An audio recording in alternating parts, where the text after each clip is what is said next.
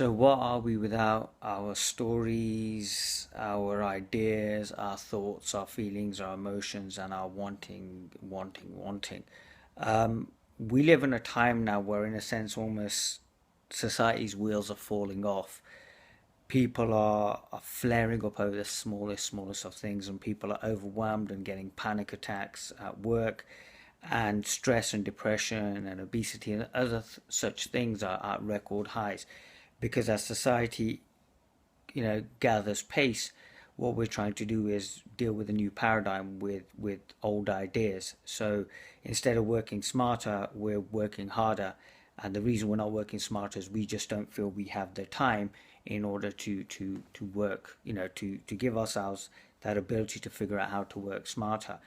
And what happens is we then reinforce this behavior onto our children. So, we feel the pinnacle of success is to get that job, get that house, and get a bank balance and go on 2 foreign holidays a year in order to show the neighbors that, guess what, I'm doing well, mate.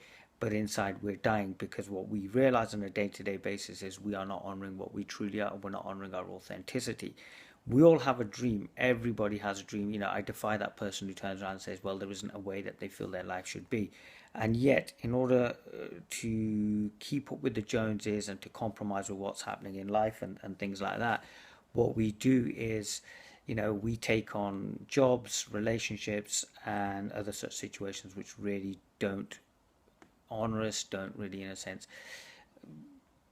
give us any leeway. And what happens is years from now, when we're a shadow of ourselves, we wonder where it all went wrong. So I had this really interesting conversation with a young lady, and she'd had her life planned out. She was going to go to university. She was going to get her degree, and then what she was going to do was she was going to become a lawyer, and then she was going to get married at the age of 21, 22, and have children by 30. Husband dearest was going to basically take care of them, and she would be living a dream of bringing up her kids. Fast forward a few years, and we're now 30, and unfortunately, the dream that's been sold, the idea that has been sold to us, had been sold to this young lady, wasn't really the dream that she'd been looking for. So she was now overworked, stressed, and wondering where it was going, with a relationship that had started off with the best of intentions, which was now, in a sense, floundering. And we had a bit of a conversation, and what I found was her mind was going off in 20 different directions. And the only way you would have got through to this person was to, in a sense, just grab them, seize them, and say, stop, listen to what I'm talking about. And that seems to be a general trend. I talk to people and they're almost, in a sense, chafing at the bit to get the next thought out. And they're and they're not really listening, because what's happened is society, as it's gone faster, we're now dealing with record levels of overwhelm. We're trying to fit so much in. We're trying to run careers, run families, run relationships, run businesses, run what have you. And what's happening is, in all of this, what we truly are, that childlike innocence, our actual natural state, this feeling, this happiness, this essence that we are, is, in a sense, still there, but it's being obstructed with more and more irrelevancies, more thoughts, more possessions, more ideas. And what I wanted to do, in a sense, was like kind of address that, and maybe offer some simple strategies that people could, if they're feeling inclined to, use. Because what I find is nobody's really going to change until they're ready to change. So you can present someone with all the solutions in the world until they hit that point of, I suppose, desperation, or that point of change, they're not going to change.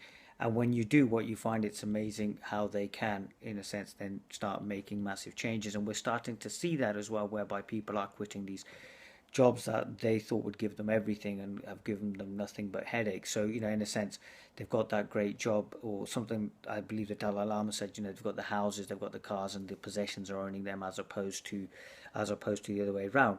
And this is, in a sense, about reclaiming what you really truly are.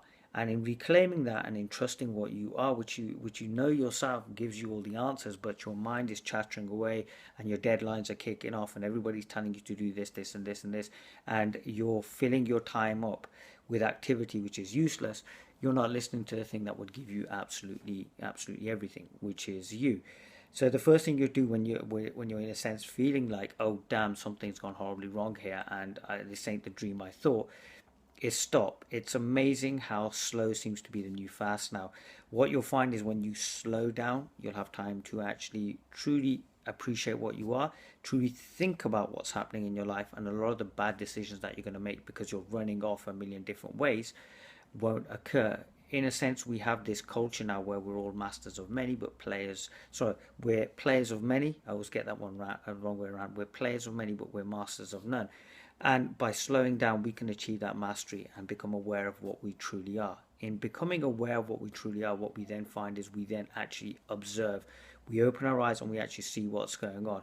And this is one of the reasons most people don't want to actually do this, is because when they do open their eyes and they see what's going on, they realize, oh my God, it's a mess. What have I done? And that fear that makes them scuttle back. So inevitably, when you open your eyes and you see what's going on, you may be confronted by a bit of carnage, so to speak. And it's important then to really trust what you truly are and sit through that fear and sit through, those feelings which are telling you to run for the hills and go back to this old paradigm. By taking time, even if it's a couple of seconds a day, a minute or whatever, or even sitting down and meditating in the traditional sense, what you'll find is you're building yourself in some space. When you build yourself in some space, as in you get time to actually breathe, as opposed to I've got to breathe, have a meal, do that report, tend to my child, do this. What you find is that by building some space and you start relaxing, and when you start relaxing, what you find is you go automatically more into, in a sense, flow, into what you truly are. Although we've now kind of, in a sense, called it a flow state. It's actually a natural way of being. And what you'll find is in trusting more and more of that, and I'm not saying this is something that happens overnight, but just by slowly and surely kind of taking observations, not as a technique, not as something that needs to be practiced, but as it and how it occurs. So if you feel the need to meditate, sit down and meditate. If you feel the need then not to do it for a couple of days, and do that. What you'll find is by just observing what you are, your thoughts and your feelings and emotions, and actually asking why is this happening, you will, in a sense, start breaking free of this whole image, or this whole thing you've constructed, this web of whatever. And what happens then is you then start seeing that, hold on, life does get taken care of. Life is helping me. I always kind of quote this verse from the Quran. It says, verily there are signs for men of understanding. And it's like what you then start becoming aware of is everything around you and how you're feeling towards it. And the essential separation between the two starts, in a sense, dropping away. So you're not now an individual who's going through the world trying to make things work and panicked about everything when it's not. But you start realizing that you're so much more than just these five senses and this idea and this story of you. And what you find is that gives you a sense of empowerment. You start seeing you're so much more. But there's also then a real humility that can occur when you start seeing that there's so much here, that there's this entire consciousness that you have actually, in a sense, been not connecting with, which could give you everything you want. What that then does is, in a sense, it builds more and more space. What you then find is things get done. The stuff you used to panic about will get done. Bills will get paid, bills will get paid, houses will get run. And what you find is, because you're so much more relaxed in yourself, relationships will improve, problems, physical, mental or spiritual, will subside because you've bought yourself a bit of time. So stop, really just stop doing what you're doing at the moment and just take a breath and just relax and be good to yourself. I mean, it's not hard. It's very simple.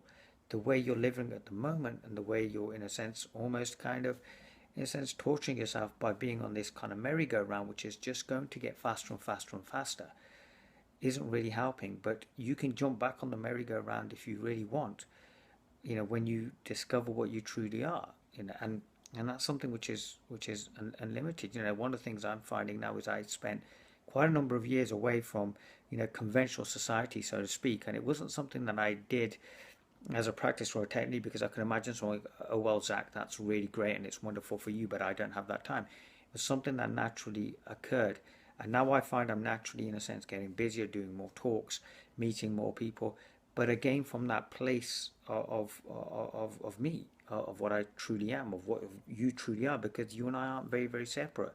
It's not an esoteric state. Sometimes I get asked, well, how do you function and how this and this? So then I'll give a long description and say, well, I'm actually talking about you, because your very essence, your very nature is peace, and it's a very beautiful place. If you would just stop long enough to see the beauty of what you truly are. And that's what a teacher is always trying to do, is just hold up a mirror to your face and say, do you not see your face? Because most people aren't really, in a sense, seeing their face or seeing what they truly are. There's this covering, and they've identified with this covering. They've identified with these thoughts, these ideas, and all these stories. And you're so much more, and you're so much more in the sense of you're powerful beyond measure. You can go into the stories if you so really desire, and yet you're free of them as well. And in that moving between from here and there, what you find is there's a real lightness and there's a real sense of empowerment, and a lot of ideas that you hold, which are limiting you, are seen through, and you're so much more. So, you know, if life looks like it's getting a bit on top, I really do hope you get to sit down and, stop and just kind of relax and, take a few deep breaths and open your eyes and notice the beauty that's around you, even if it's as simple as go for a walk and see the trees, or if you can't even do that, it's too much even for that. Maybe just stop and spend that little bit of time just for yourself, because it's amazing how when we focus on ourselves, we focus inwards. It's amazing how the so-called outward picture improves as well. So please have a beautiful day. Be good to yourself. Be blessed. Be true to yourself. Be as I always say, be you. I shall, obviously see you on the next video. Thank you so much for everybody who's getting in touch and giving me feedback on the videos. It's always it's humbling. It's amazing sometimes when people tell you. I had a very good friend of mine contact me today, and he goes, "Look, I meditate and I use your videos," and I was like, you know what? That's amazing, because when I was running around at 300 miles per hour, even I didn't think this was possible. So there's hope. There's always hope. We live with hope. So have a good one, and I shall see you on the next video.